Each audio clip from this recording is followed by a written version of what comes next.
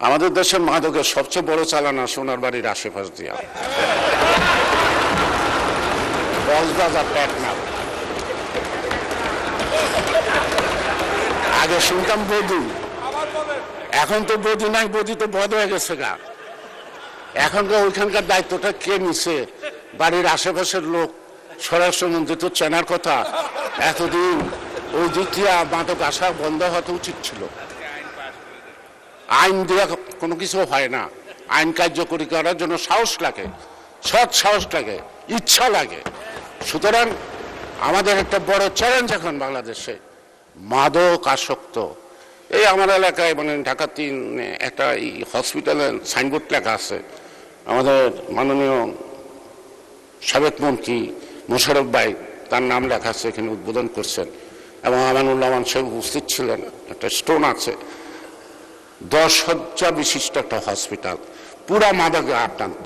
মানে রোগীও নাই, ডাক্তারও নাই, দারোয়ানও নাই, মাঝে মাঝে চিন্তা। একটা নির্বাচনী এলাকার মধ্যে 10 শয্যা বিশিষ্ট একটা হসপিটাল আছে।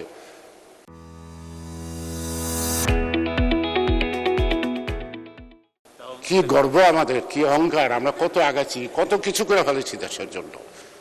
যেখানে আদমশুমারি অনুযায়ী লোক সংখ্যা হলো 6 লক্ষ, 6.5 লক্ষ, কিন্তু বেসরকারিভাবে 15 লক্ষ লোকের উপরে বসবাস একটি আসনে, ঢাকা 3-এ। সেখানে একটা হসপিটাল আছে, তার মধ্যে মাদক আসক্ত। তা মাননীয় স্পিকার, আমার মনে হয় আমার সব কথার মধ্যে সব দাবি হয়ে গেছে। এখন আমরা সাহসিকতার সাথে আমাদেরকে এগোতে হবে।